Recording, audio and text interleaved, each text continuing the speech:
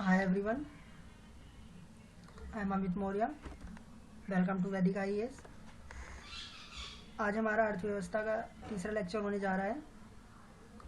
इससे पहले वाले लेक्चर में हमने कुछ अर्थशास्त्र और अर्थव्यवस्था की मूलभूत बातों पर ध्यान दिया था और उसके साथ ही हमने आर्थिक समृद्धि क्या होती है उसकी मूलभूत बातों को जाना था। तो उसी लेक्चर का उसी टॉपिक का हमारा कुछ पोर्शन छूट गया था जो हम इस वीडियो के माध्यम से पूरा करेंगे। ठीक है ना, चलिए आइए देखते हैं। एक बार हम पीछे आर्थिक समृद्धि को भी देख लेते हैं कि आर्थिक समृद्धि थी क्या। ठीक है, तो देखिए मैं अपनी डेफिनेशन में बता देता हूँ। आप लोगों ने वीडियो देखी होगी तो आप लोग समझ ही गए होंगे।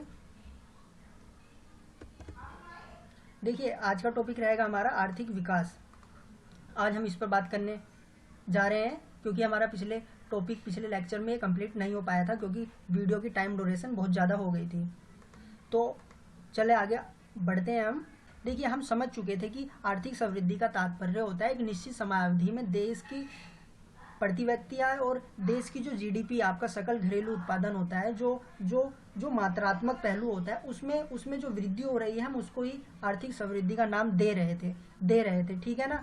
यहाँ पर बात हो रही थी अगर कोई फर्म है अगर उसका उत्पादन एक महीने में 100 रुपए का है, जैसे जनवरी मान लीजिए, जनवरी में 100 रुपए का उत्पादन करता है वो, अगर वो फरवरी में आपका 200 रुपए का उत्पादन कर रहा है तो हम सीधा मान लेंगे कि इसने इकोनॉमिक ग्रोथ को प्राप्त किया है, अर्थात 100 रुपए इसकी आय बढ़ी है। तो हम सीधा सिंपली मान ले रहे थे कि आर्थिक रूप से समृद्धि दर प्राप्त कर रहा है।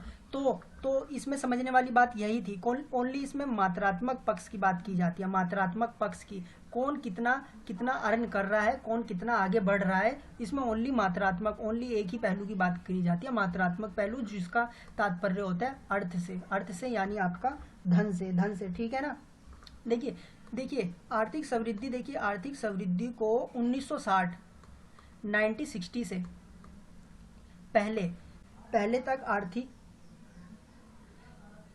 पहले तक आर्थिक समृद्धि को ही आर्थिक विकास के रूप में देखा जाता था। ठीक है, इस पारंपरिक नजरिए में यह माना जाता था कि यदि किसी देश में सकल घरेलू उत्पादन यानी कि आपका जीडीपी के स्तर में 5 से 7%, 5 से 7% की वृद्धि हो रही है एवं अर्थव्यवस्था का संरचनात्मक रूपांतरण यानी कि आपकी अर्थव्यवस्था कृषि से उद्योग की ओर बढ़ रही है, तो यह मान लिया जाता था कि देश आर्थिक विकास की ओर आगे बढ़ रहा है। परंतु यह अवधारणा 1960 से पहले की थी कि अगर जीडीपी में वृद्धि हो रही है, देश की जीडीपी में ग्रोथ हो रहा है और देश का जो संरचनात्मक रूपांतरण है वो कृषि से इंडस्ट्री की ओर हो रहा है, मतलब कृषि का हिस्सा देश की जीडीपी में कम हो रहा है और इंडस्ट्री का हिस्सा प्लस हो रहा है यानी बढ़ रहा है, तो हम सीधा मान लेते थे कि आर्थिक विकास हो रहा है। परंतु ये धारणा 1960 तक थी। परंतु 1960 के बाद आर्थिक समृद्धि और आर्थिक विकास को दो अलग अलग पहलू के रूप में जाना गया है। तो वर्तमान में सभी देशों का उद्देश्य यही है कि उन्हें आर्थिक विकास प्राप्त करना है, ना कि आर्थिक समृद्धि। ठीक है ना, आर्थिक विकास की ओर सब राष्ट्र का ध्यान है, ना कि आर्थिक समृद्धि की ओर। तो आइए देखते हैं हम आर्थिक विकास है क्या। आर्थिक समृद्धि पे तो हमने इससे पीछे वाली वीडियो में भी चर्चा कर ली थी और यहाँ पर भी कुछ चर्चा होगी। आई होप आप लोगों को समझ में आया होगा ये। आइए देखते हैं आर्थिक विकास से हम क्या समझते हैं। देखिए आर्थिक विकास परिभाषा में आर्थिक वृद्धि से व्यापक है। आर्थिक वृद्धि में आर्थिक समृद्धि में ओनली हम जीडीपी, ग्रोस डोमेस्टिक प्रोडक्ट, और आपकी पर कैपिटा इनकम यानी कि प्रति व्यक्ति आय को ही आधार बनाकर किसी देश का आर्थिक समृद्धि दर प्राप्त करते थे। ठीक है ना, उसी आधार पर हम ज्ञात करते थे कि ये देश आर्थिक रूप से समृद्धि दर प्राप्त कर रहा है नहीं। परंतु जो आर्थिक विकास है वह आर्थिक समृद्धि से व्यापक है। तो व्यापक कैसे, आइए देखते हैं। सेकंड लाइन में बताया जा रहा है आर्थिक विकास किसी देश के सामाजिक, सांस्कृतिक, आर्थिक, गुणात्मक एवं मात्रात्मक सभी परिवर्तनों से संबंधित है। आइए इसको समझते हैं हम। जैसे कि हम यहाँ पर बताया जा रहा है कि आर्थिक विकास किसी देश के सामाजिक, आर्थिक और गुणात्मक एवं मात्रात्मक सभी परिवर्तनों से संबंधित है। आर्थिक समृद्धि में ओनली हम जीडीपी और आपकी पर कैपिटा इनकम में वृद्धि को ही शामिल करते थे, परंतु जो आर्थिक विकास है इसमें सभी मानवीय पहलू शामिल हो जाएंगे, जैसे कि आपका एजुकेशन, एजुकेशन का स्तर क्या है आपके देश में, आपका हेल्थ कैसा है, ठीक है ना, ट्रांसपोर्टेशन कैसी है आपके देश में, इंफ्रास्ट्रक्चर कैसा है, सड़कें कैसी है। तो इसमें सारे पहलुओं को शामिल किया जाता है आर्थिक विकास के अंतर्गत। ओनली यहाँ पर यही बात नहीं देखी जाती है कि कोई देश आर्थिक रूप से वृद्ध हो रहा है, मतलब आर्थिक आकार उसका बढ़ रहा है। यहाँ पर देखा जाएगा कि आपके देश में एजुकेशन कैसी है, इंफ्रास्ट्रक्चर कैसा है, सड़कें कैसी हैं, ठीक है ना, आपका हेल्थ कैसा है, कितने बच्चे कुपोषण है, ठीक है ना, कौन कौन सी बीमारी से ग्रसित है। तो ये सारे पहलू आपका आर्थिक विकास के अंतर्गत आएंगे, ठीक है। नेक्स्ट लाइन में बताया जा रहा है कि इसका प्रमुख लक्ष्य कुपोषण, बीमारी, निरक्षरता, बेरोजगारी को खत्म करना है, ठीक है ना। तो यहाँ पर इतनी सारी बातों को लेकर चला जा रहा है आर्थिक विकास के अंतर्गत। इसलिए हम कह सकते हैं सिंपली कि आर्थिक समृद्धि का स्तर छोटा है, यानी वो लघु रूप है, परंतु जो आर्थिक विकास है बहुत व्यापक है। इसमें बहुत सारे पहलुओं को शामिल किया जाता है, जिसके अंतर्गत आपके सामाजिक, सांस्कृतिक, आर्थिक, गुणात्मक एवं मात्रात्मक सभी परिवर्तनों से संबंधित है, यानी सभी परिवर्तनों को शामिल किया जाता है। आइए हम नेक्स्ट लाइन पे देखते हैं। आर्थिक विकास एक वृहद धारणा है, जबकि आर्थिक समृद्धि एक लघु धारणा है। ये क्लियर है हमारा। आर्थिक विकास एक वृहद धारणा है। क्यों है ये वृहद? क्योंकि इसके अंतर्गत इतने सारे लक्ष्यों को लेकर चला जा रहा है, ठीक है ना, जिसमें कुपोषण, बीमारी, निरक्षरता, बेरोजगारी सभी शामिल है। जबकि आर्थिक समृद्धि एक लघु धारणा है। ये क्यों लघु धारणा है? क्योंकि इसमें धन की बात की जा रही है ओनली, कि किसी देश की जीडीपी और उस देश के नागरिकों की प्रति व्यक्ति आय में वृद्धि हो। आइए अपनी नेक्स्ट लाइन देखते हैं। इसमें बताया जा रहा है आर्थिक समृद्धि की जो धारणा है वह आर्थिक विकास के अंतर्गत आती है। आइए देखते हैं, काफ़ी महत्वपूर्ण पॉइंट हो गया है ये, नज़र बनाइए इस पर, ध्यान दीजिए। इसमें बताया जा रहा है कि आर्थिक समृद्धि की धारणा आर्थिक विकास के अंतर्गत आती है। तो ये कैसे बोला जा रहा है? देखिए, अगर कोई देश आर्थिक रूप से सक्षम है, पैसा है उसके पास, पैसा होने के बावजूद उसके विकसित होने की या उसके विकासशील होने की या उसके विकसित होने की, यहाँ पर विकसित चीज़ पर ध्यान देना, विकसित वर्ड पर ये ध्यान देना। विकसित का मतलब है यहाँ पर उस देश में कुपोषण ना हो, बीमारी ना हो, कोई भी निरक्षर ना हो, कोई भी बेरोजगार ना हो। तो ये क्या इस चीज़ की गारंटी है कि अगर वो देश आर्थिक रूप से सक्षम है, उसके पास मनी बहुत ज़्यादा है, तो क्या ये चीज़ें उस देश में नहीं होगी? इस बात की कोई गारंटी है? नहीं, इस बात की कोई गारंटी नहीं ली जा सकती, क्योंकि हमने कई देशों में ये एग्जाम्पल देखे हैं कि वो लोग आर्थिक सक्षम होने के बावजूद भी वो इन सब क्षेत्रों में पीछे हैं। यानी कि कुपोषण विद्यमान है उनके देश में, बीमारी विद्यमान है, निरक्षरता विद्यमान है, बेरोजगारी विद्यमान है। तो इस चीज़ की कोई गारंटी नहीं है कि आर्थिक समृद्धि में ये सारे लक्ष्य प्राप्त किए जा सके, यानी कि पैसों के बलबूते ये सारी चीज़ें प्राप्त की जा सके जो एक व्यक्ति के सर्वगुण विकास के लिए आवश्यक है। तो आइए देखते हैं आगे आर्थिक विकास। तो जो आर्थिक विकास है, जहाँ पर आपका कोई बच्चा कुपोषित ना हो, किसी को कोई बीमारी ना हो, कोई निरक्षर ना हो, कोई बेरोजगार ना हो, ऐसे देश को बोला जाएगा आर्थिक विकास, या ऐसी वृद्धि दर प्राप्त करने को बोला जाएगा आर्थिक विकास, ठीक है ना। जो इन लक्ष्यों को प्राप्त कर लेगा वो बिल्कुल बोला जाएगा कि ये आर्थिक रूप से विकसित है, ठीक है। तो भारत अभी यही सब चीज़ों पे वर्क कर रहा है, कुपोषण पर, बीमारी पर, निरक्षरता पर, कोई बेरोजगार ना हो। तो ये ऐसे देश बोले जाएंगे कि आर्थिक रूप से विकसित हैं। तो अब देखिए, विकास प्राप्त करने के लिए क्या जरूरी है? विकास प्राप्त करने के लिए आपका धन जरूरी है। ठीक है ना, विकास प्राप्त करने के लिए आपका धन जरूरी है। तो ये सारी चीज़ें जो कुपोषण पर हम कोई वर्क करेंगे, बीमारी पर कोई वर्क करेंगे, एजुकेशन पर कोई वर्क करेंगे, आपका बेरोजगारी पर कोई वर्क करेंगे, तो इन सब के लिए ज़रूरी है आपका पैसा। तो ये पैसा उन्हीं देशों के पास होगा जो आर्थिक रूप से समृद्ध हैं, ठीक है। तो आर्थिक विकास के अंतर्गत ही आपकी आर्थिक समृद्धि की धारणा आ जाती है।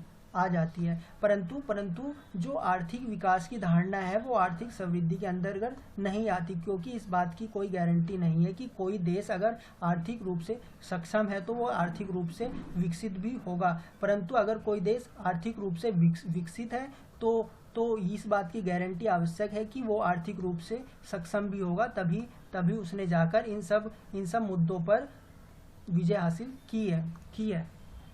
ठीक है ना। आई होप आप लोगों को समझ में आया होगा। ये सब मैंने काफ़ी समझाने की कोशिश करी है। नहीं समझ में आया तो आगे देखते हैं, हम आगे बात कर।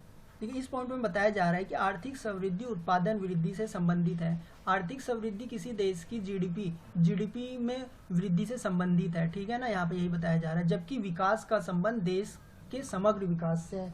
देश के समग्र विकास से मतलब कि कोई व्यक्ति कुपोषित ना हो, कोई व्यक्ति बेरोजगार ना हो, कोई व्यक्ति किसी बीमारी से ग्रसित ना हो, कोई व्यक्ति निरक्षर ना हो। तो ठीक है ना, तो ये सिंपली आप लोगों को समझ में आ गया होगा। एक बार और रिपीट कर लेते हैं। आर्थिक समृद्धि उत्पादन वृद्धि से संबंधित है। उत्पादन वृद्धि अर्थात किसी व्यक्ति की पर कैपिटा इनकम में वृद्धि हो रही है, यानी कि प्रति व्यक्ति आय में किसी देश की जीडीपी में ग्रोथ हो रहा है, तो हम बोल देंगे कि वो देश आर्थिक रूप से समृद्ध है। जबकि विकास का संबंध देश के समग्र विकास से, अर्थात समग्र विकास का मतलब यहाँ पर आपका एजुकेशन, गरीबी, बेरोजगारी, इन सब से लिया जा रहा है।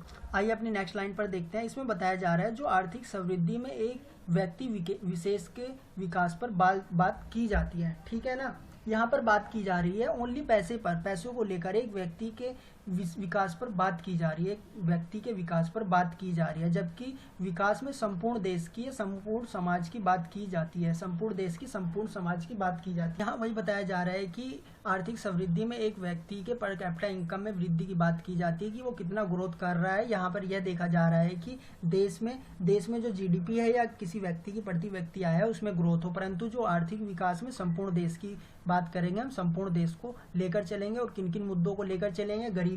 गरीबी, बेरोजगारी, कुपोषण, ये सारे मुद्दे आपका आर्थिक विकास के साथ साथ चलेंगे। अगर किसी देश में ये सारी चीज़ें इन सारी चीज़ों की व्यवस्था अच्छी ना हो तो हम बोलेंगे कि वो आर्थिक रूप से विकसित नहीं है। जैसे कि भारत अभी इसी श्रेणी में है और भी कुछ राष्ट्र इस श्रेणी में है। नेक्स्ट बताया जा रहा है यदि कोई देश आर्थिक रूप से विकसित है तो यह कहा जा सकता है कि वह आर्थिक रूप से समृद्ध भी है। ठीक है ना, क्योंकि जो आर्थिक विकास का जो आधार होता है या पैमाना होता है वो पैसे के ऊपर से ही जाता है। क्योंकि जिस कंट्री के पास मनी नहीं है वह ये सारी चीज़ें, जैसे कि आपका एजुकेशन, कुपोषण पर काम करना, बेरोजगारी पर काम करना, ठीक है ना, हॉस्पिटल बनवाना, एजुकेशन पर काम करना, वो राष्ट्र इन सब मुद्दों पर काम नहीं कर पाएगा। नेक्स्ट देखते हैं। परंतु यह नहीं कहा जा सकता कि कोई देश आर्थिक रूप से समृद्ध है तो वह आर्थिक रूप से विकसित भी होगा। ठीक है ना, और इस बात की भी गारंटी नहीं है किसी देश के पास अगर पैसा है तो उसने इन सारे मुद्दों पर वर्क कर भी लिया होगा, क्योंकि इसके कई सारे उदाहरण देखने को मिलते हैं। ये हमने इससे पहले भी समझ लिया है कि विकास का होना आर्थिक समृद्धि की गारंटी है, क्योंकि जो विकास के जो मुद्दे हैं हमने कहीं ना कहीं पैसे के बलबूते से ही प्राप्त किए हैं। और वो पैसा कहाँ से आया है? जब तक देश आर्थिक रूप से समृद्धि दर या आर्थिक रूप से समृद्ध नहीं है तो उसके पास पैसे की कमी होगी। परंतु अगर वह आर्थिक रूप से समृद्ध है तो उसके पास पैसा भरपूर है और पैसा भरपूर होने के कारण उसने विकास के जो मुद्दे थे, आपका गरीबी, बेरोजगारी, इन सब चीज़ों पर वर्क किया है। तो यहाँ पर वही समझाया जा रहा है विकास का होना आर्थिक समृद्धि की गारंटी है। यहाँ पर बताया जा रहा है जबकि समृद्धि का मिलना विकास की गारंटी नहीं है। ये इस बात की गारंटी नहीं है। यहाँ पर बताया जा रहा है कि इस बात की गारंटी नहीं है। अगर कोई देश आर्थिक रूप से सक्षम है तो वहाँ पर आर्थिक विकास हुआ ही होगा। अर्थात जो मुद्दों पर बात कर रहे हैं हम, गरीबी वगैरह पर, वो चीज़ें इस देश में बेहतर हों। ठीक है ना, इस बात की कोई गारंटी नहीं है। देखिए यहाँ पर वही एग्जाम्पल समझाया जा रहा है। जो खाड़ी के देश हैं आपके, खाड़ी जैसे सऊदी अरब, दुबई, जहाँ पर पेट्रोल का उत्पादन होता है, खाड़ी के देशों में जहाँ समृद्धि बहुत अधिक है और पेट्रोल उत्पादन के कारण वहाँ पर प्रति व्यक्ति आय बहुत ज़्यादा है, क्योंकि वहाँ पर पेट्रोल के कुएँ मिलते हैं, नए कुएँ मिलते ही रहते हैं। तो वहाँ पर पेट्रोल उत्पादन के कारण जो लोगों की पर कैपिटा इनकम है या देश की जीडीपी है वो काफ़ी ग्रो कर गई है। काफ़ी ज़्यादा अमीर लोग हैं वहाँ पर। परंतु क्या उनके देश में ये कुपोषण, बेरोजगारी और आपका गरीबी, एजुकेशन पे पैसा खर्च हो रहा है? नहीं खर्च हो रहा है। तो यहाँ पर वही बताया जा रहा है लेकिन विकास नहीं हुआ है, ऐसे देशों में विकास नहीं हुआ है, परंतु वो आर्थिक रूप से समृद्ध हैं, यानी कि उनके पास पैसा है, क्योंकि आधारभूत संरचना का विकास नहीं हो पाया है। आधारभूत संरचना वही है, इंफ्रास्ट्रक्चर, सड़कें, एजुकेशन, बेरोजगारी, कुपोषण। ठीक है ना।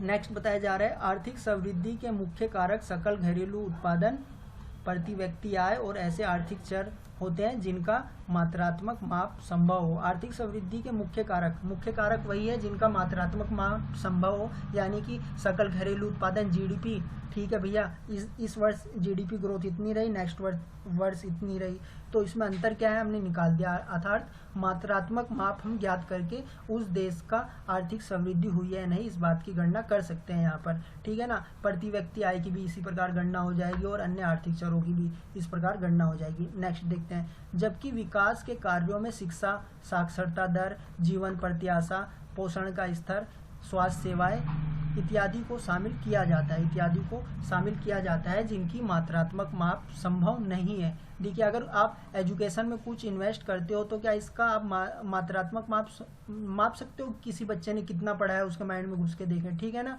तो साक्षरता दर क्या है ये देख सकते हो? नहीं, ये एक लंबे टाइम पीरियड के बाद आपको स्वतः दिखेगा, आप इसे खुद से नहीं माप सकते।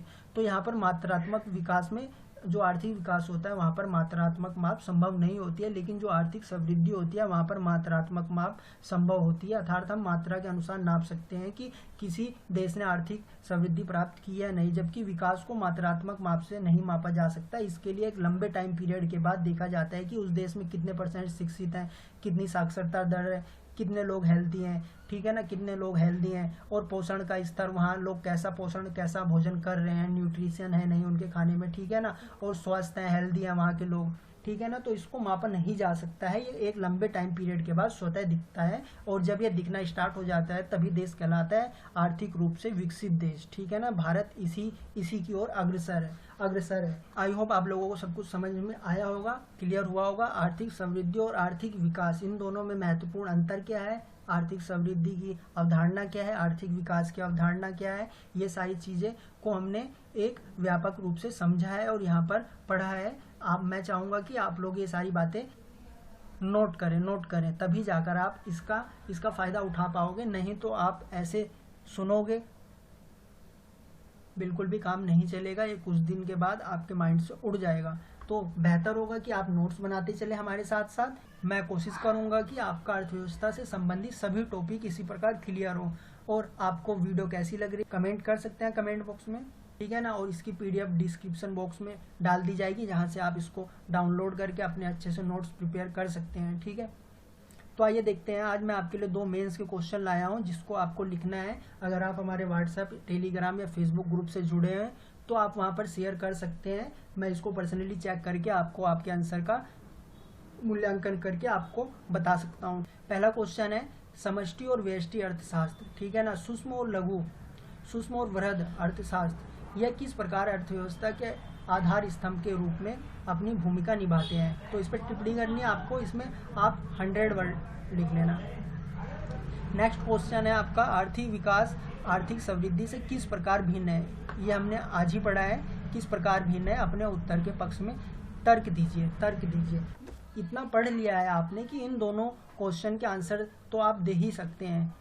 ठीक है, तो कोशिश करिएगा, देखते हैं। Thanks for watching.